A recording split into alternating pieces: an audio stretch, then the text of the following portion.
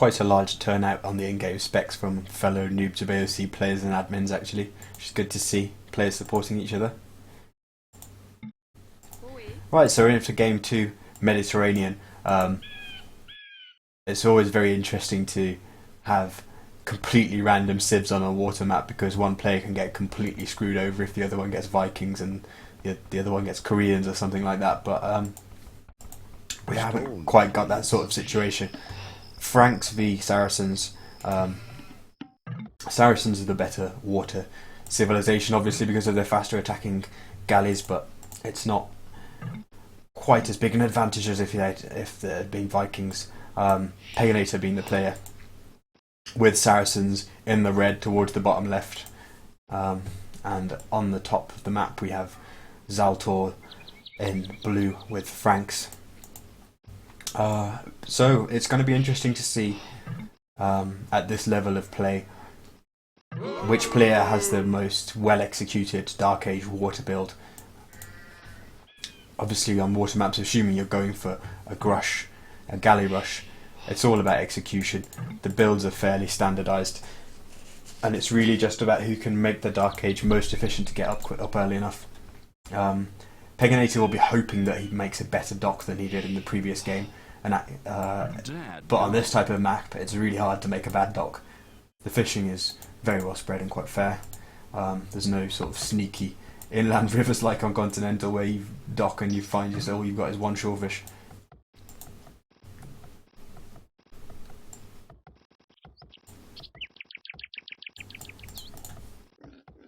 Zaltor seems to be behind on villagers already. Let's just see with that. Yeah, at least one villager behind already. I don't know if he just found his sheep really late or something.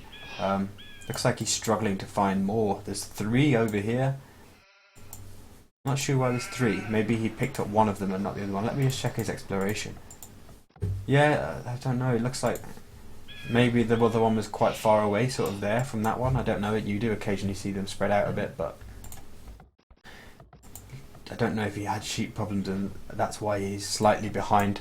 But we saw in the previous game that he fell a villager or 2 behind Peganator quite early on, so it looks as though he's maybe someone who has a slight issue with keeping his TC running constantly during the early stages of the game. Not uncommon to see, of course, amongst, shall we say, non-expert players. But really, considering he's in the top league of the Noobs of AoC, you don't expect to see that going on too much.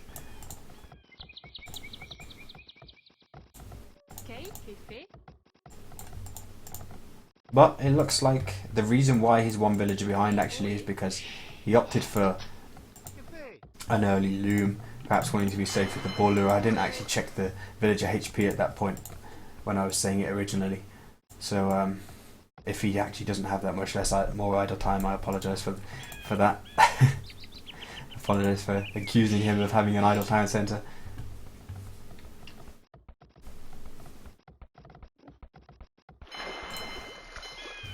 Peganator going for the second ball, still no loom, which is obviously ideal if you're trying to get a fast up time with water. You want your villagers working as much as possible, and you want that extra villager working earlier. Yes. Needs to be careful with that villager, but perfectly fine in the end. Housed just for the time. Oh no, sorry, that was Zaltor being housed, but he made the house instantly. Looks like Zaltor hasn't quite got the timings right. This second ball should have been in much earlier if he wants to click up. It's rare to see at this level players on water maps clicking up at sort of 7.5 minutes, but usually you'd probably see something around 8 minutes to 8:20 with 25 population is quite standard at this sort of level. But Zaltor isn't going to be able to do that, having only just brought in that second ball at this late. See Peganator on slight lead with a 3rd fishing ship out earlier.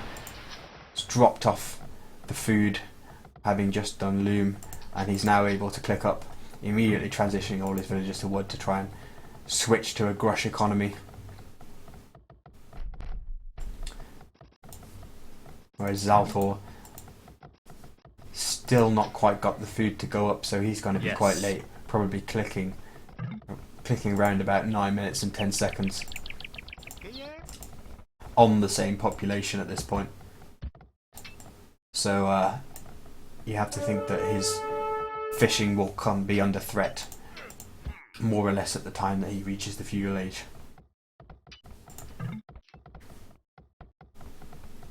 Peganator is quite unfortunate with his main wood line here. I mean, he could have sort of gone over here with one of his lumber camps, but this one's not really the nicest. And a lot of those villagers need sort of microing to improve the efficiency of that wood line. But nonetheless, placing down second dock, he should be able to produce galleys from at least 2 docks, and hopefully he'll be putting up the third dock as soon as possible. So it seems that his grush is going to be quite effective, considering that Zaltor is quite late.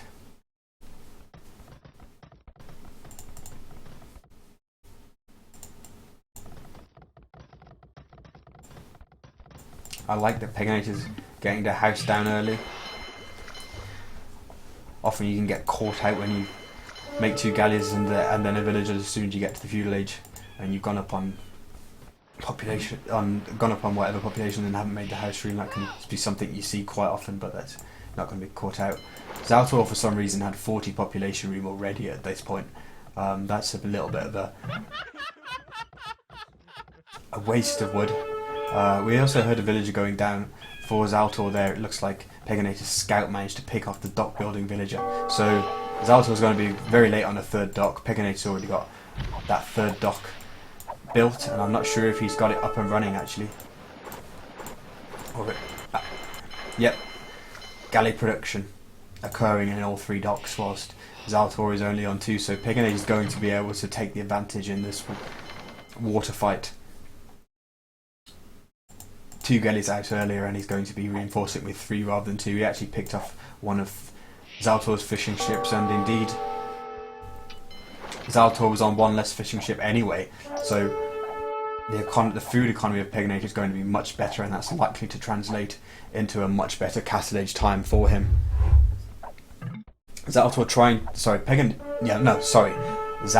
is trying to get the third dock up, but it looks like Peganator is going to find it with his galleys again and deny that.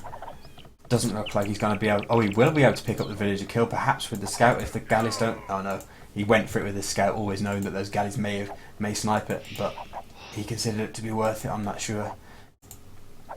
Well, that villager's gone idle. I mean, Peganator could go over there with his galleys and try and snipe it again.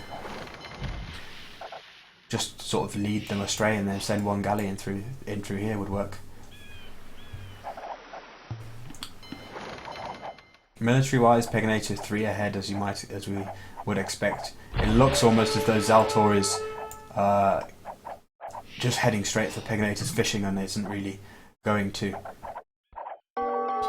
contest the water too heavily, other than trying to deny the fishing economy at this point. Whereas Peganator is adding the 4th dock in an attempt to ensure that he takes a complete stranglehold over the middle water. That's quite nice though for Zaltor, picking up that villager. However, he's losing a lot of his army now. He's severely outnumbered on the water, and it looks like Peganator, as long as he continues with galley production and doesn't let Zaltor back into it with the numbers, then Peganator should be able to take the middle water very easily, and that's obviously going to provide a huge advantage in terms of using the fishing economy to slingshot himself into the late game. Nonetheless, though, Zaltor is going to continue trying to fight on the water in some way.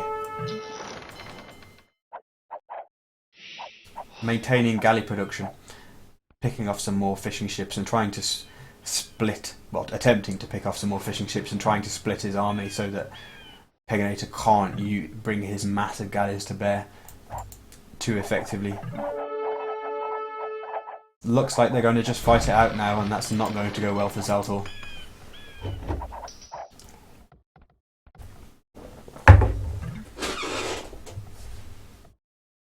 Yes. Quite a nice galley snipe there for the Peganator. Zaltor's galley is moving in and moving straight back out, but getting picked off on the turn. And that's the last of Zaltor's fishing ships gone down, whilst Peganator still has 4 working very efficiently with deep fish just a few tiles from his docks. So Peganator really, he should be up to the castle age first, but at the moment his food count is actually lower.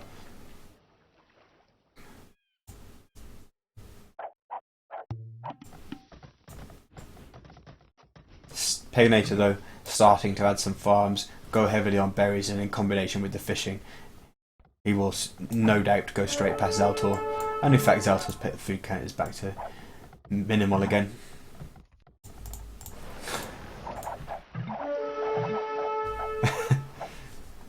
Milmano, I doubt that.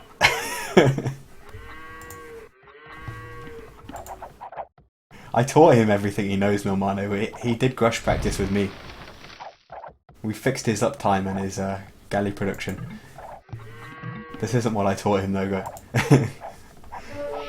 I'm sure he was going up 20 seconds faster before.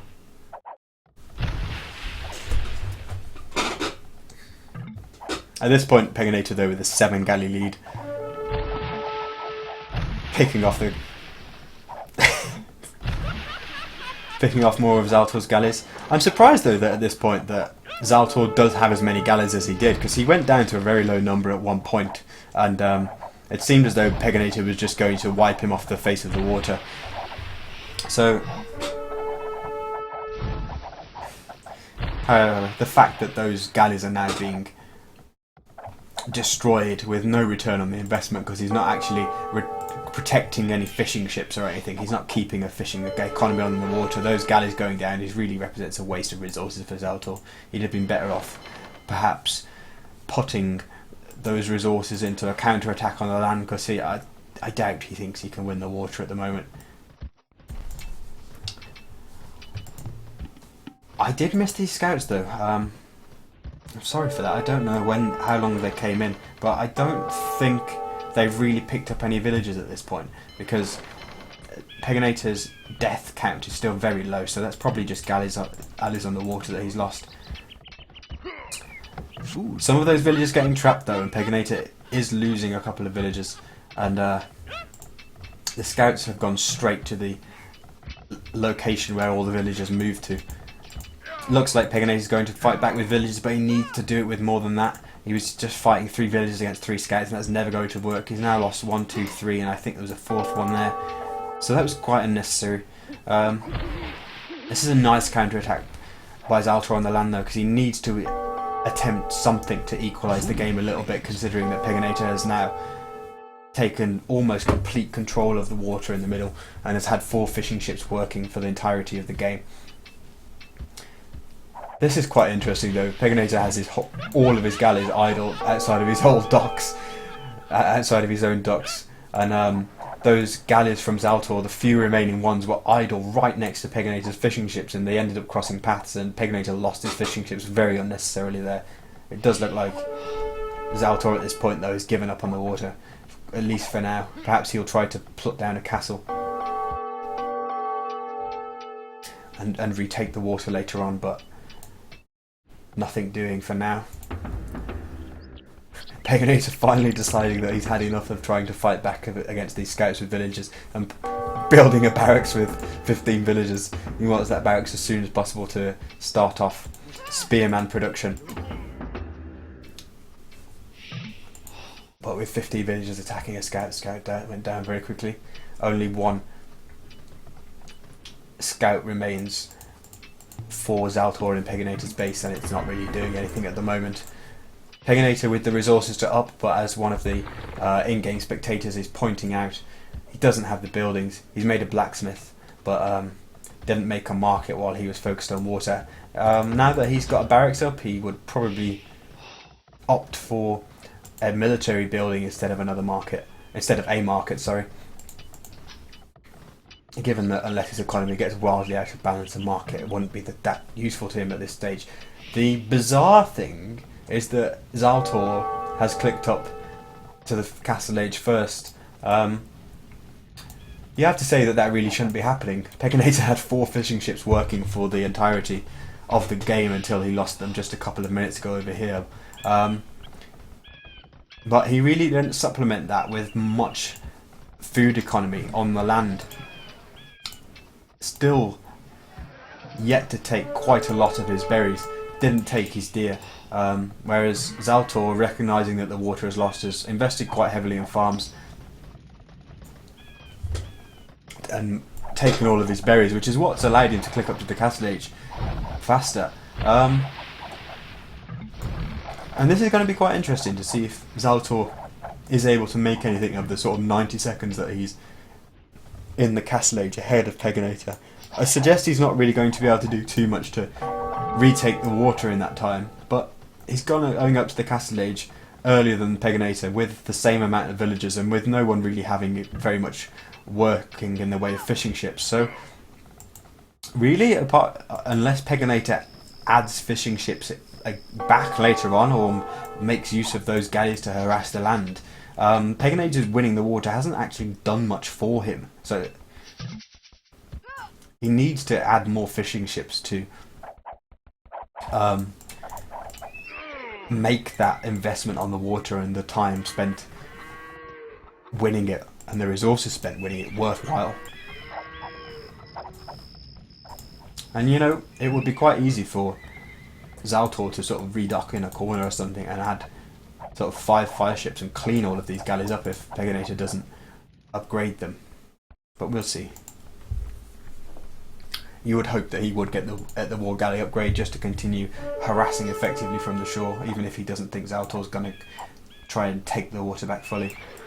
Knights coming out for Franks with the free plus 20 HP, obviously.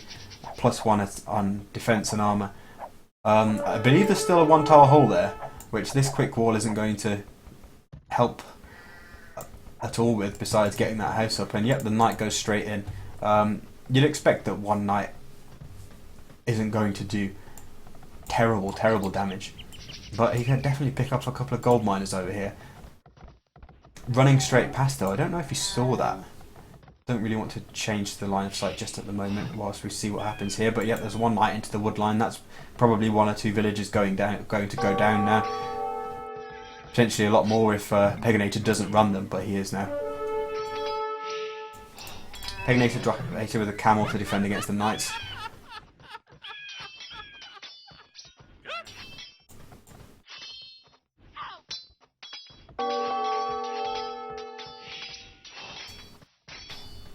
That one particular knight that managed to sneak in there, that's been very effective, picking up 2 villager kills and idling the entire wood line, sort of 15 villagers for that length of time. Yes. Those couple of villagers that were in here trying to build the house and the stable and the quick wall have gone down as well, in addition to a camel. So seems like Zaltor brought in a couple of more knights, otherwise he wouldn't have been able to beat all those camels. Zaltor also tried to go around the right hand side of the sea, but it seems like he perhaps did he click inside and realise that there must have been a wall up because the knights went the other way, and that's why they're going back. That's possibly the case. Peganator going to move out with camels on the left hand side.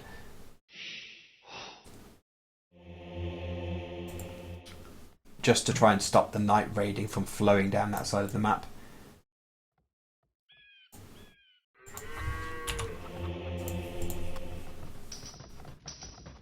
Seems though that Zaltor has got a much nicer position in this game, except for the lack of water control. He's got 3 town centres up and his economy is looking much more efficient than Peganator's was a moment ago.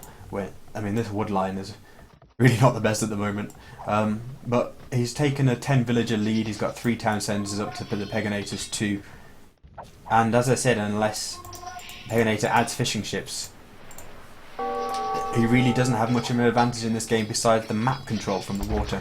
However, he is starting to add in some fishing ships, which is good to see, and a transport ship, although he really doesn't need that transport ship a lot at the moment when he can just walk around the sides. And indeed, he's not going to be able to raid very much at all with just camels. Obviously, as we know, camels count as ships, so they take in by some weird quirk of the game engine, so they take enormous damage from buildings, so you can't raid a guy with 3 closely packed town centres with just camels. You can, however, try and stop those knights from doing anything, pushing out along the left hand side. On the right hand side, Zaltor's knights coming up against the walls of the Peganator in completely futile fashion. Peganator going for the monastery of his own to try and make a couple of conversions. Obviously, Knight's very susceptible for conversions. I like what Peganator is doing here now. He's having cleaned up the docks of Zaltor. He's spreading his galleys to try and prevent any redocking.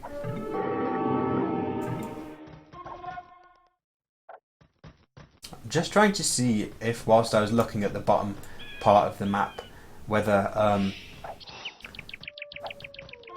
Peganator lost all of his camels. It would appear that perhaps he did, because I can't see them anymore. And Zaltor's knights, few knights seem to be pushing out on the left unopposed. See some people in the chat trying to do the betting. If it is working, then that's good, but I don't know how to actually sort of make it work at the end in terms of confirming who won or not, so somebody else will have to do that for me. Peganator with a 4-mod monastery with 3 monks out now is recognising that Zaltor doesn't seem to want to do anything much other than knights up to this point, but he does now have 2 archery ranges with quite a lot of archers queued up in them, and I assume he's going to go for crossbow. Those archers spring out of the ranges and he tries to pick up a monk straight away. Doesn't really get that one monk just about staying alive. Yes. You really needed to use the archers from the other range. And as the spectators pointed out, 3,000 food for Zaltor. I'm not really sure what he plans to do with it. I haven't been looking at the resources for such a long time. But really, at this point, you want to see him use a market and sell that off, because it's doing nothing for him. He's got not that much wood or gold, but enormous amounts of food.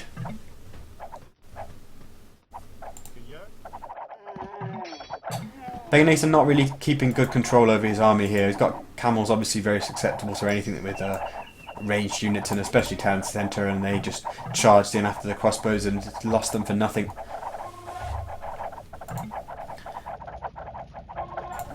These crossbows even using their 5+2 range to take down the 5+1 galleys. Yes.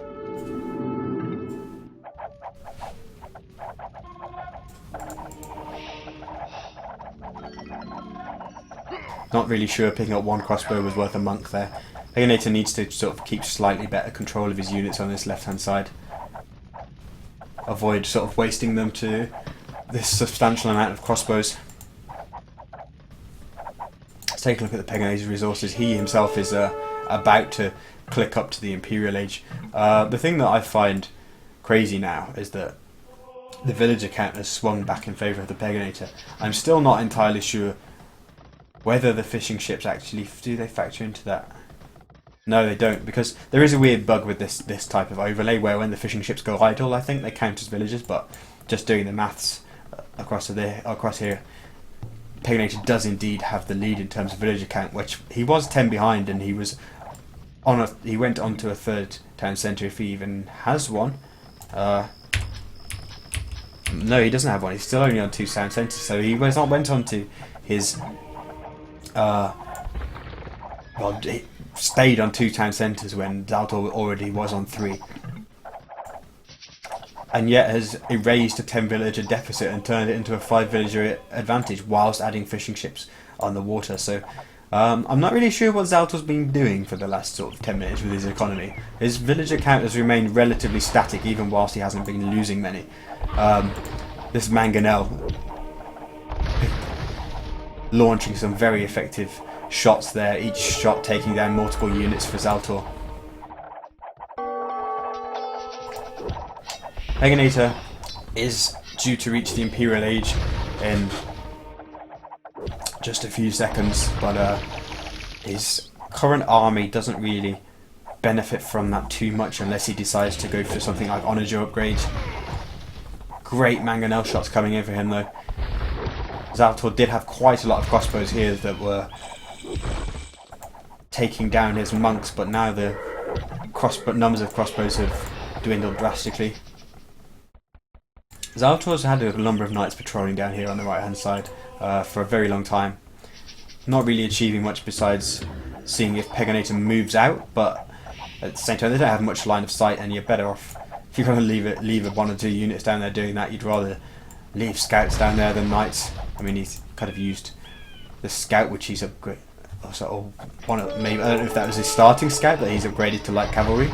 Can't remember, but it seems more likely that he opted for the light cavalry in response to the number of monks, and that wasn't actually a starting scout. And indeed, he's adding a second one, so it seems like Zaltor will go with light cavalry to help defend against these monks. As we know, he was floating so much food, and in fact he's up to 5,000 food, so really at this point Zaltor could just drop half a dozen stables and make 30 scouts to push this back if he wanted to. He could do anything with that amount of food, well, anything food based. Zaltor getting up a castle here to try and stop this push, but Peganator can just change the angle of attack to this top part of the map and go around the hill, getting up a castle of his own, and he'll be able to treb down Zaltor's castle from that hill. If he gets the castle up anytime soon, with only 1 villager building it, Zaltor could be trebbing that castle. Well, actually no, 2 villagers building it. Zaltor could be trebbing that castle himself before it's even built. Light cavalry from Zaltor coming in and picking up a few monks. Seems like his return on investment there was quite good. This mangonel for Peganator was moving around the top side of the map, but didn't manage to achieve anything other than meet its doom at the hand of some villagers.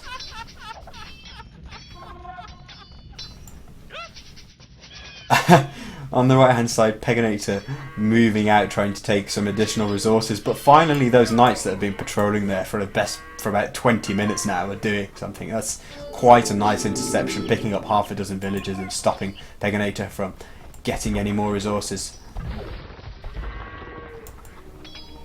That castle is now up for the Peganator. I'm going to presume he's going to make a treb immediately to try and get rid of Zaltor's castle, and that is indeed what he's doing.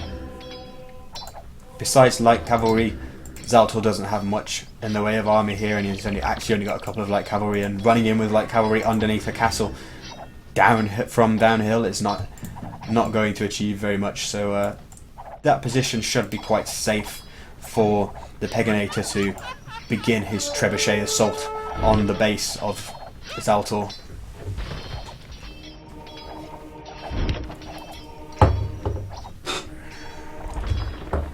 Peganator with the stone for a second castle as well, although not really a nice place to build it until that castle goes down. I expect we'll probably see him dropping a second one more into the base of Zaltor if he manages to get rid of this one and create the space to do it. Looks like Peganator has overchopped a little bit here, but those knights aren't really going to be able to go in against so many town centres. Well, not so many town centres, but the town centre's close, and there's a monk there, so 3 knights aren't really going to be able to do much. Nemono, yes, we're casting your games. They're booked on the AoC zone calendar. One or both of us are indeed doing it. T90 is going to appear later on. And I'm not sure whether at that point he's going to be my co-caster or I'm going to be his co-caster, and we may even get Myron Koss, or the Belgian Yo as he's known, coming in to help us out. So definitely there's going to be some form of casting team.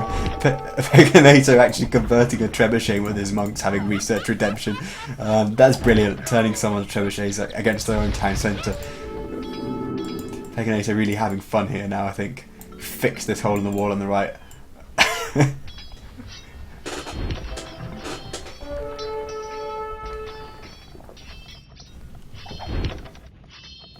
And it looks at this point that Zaltor has run out of options to stop Peganator. He doesn't have an army on the field, he doesn't have much production inside apart from these 2 stables. Interestingly, he's just caught up in the villager counts now. As I expected, that castle coming in to threaten the rest of the base. Once Zaltor's own castle had disappeared, but Zaltor realises it's hopeless now and calls GG. I think he was conceding that they'd been over for quite a long time, because he said, alright GG, you know, like, alright, I'll give it you now.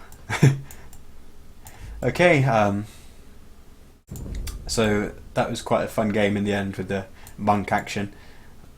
Both went for a rush at the start, but Peganator executing much better with a better uptime, getting a third duck up much quicker, somehow managing not to get to the castle age first, despite having the fishing working. But I think that was a case of just not really having the right build order to sort of continue on into mid and late feudal on land and get your food economy supplementing your fishing economy. Oh, sorry, I quit out without looking at the achievements, but I think we can. Well, I don't think they would be telling us anything which would be massively illuminating beyond what we were able to see when we were watching the game. So that makes it 2-0 for the Peganator.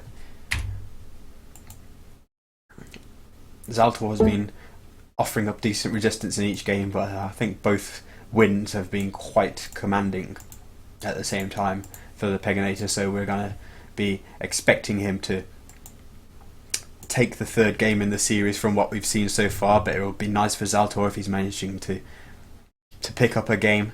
He hasn't actually won a game in this league stage of the tournament yet.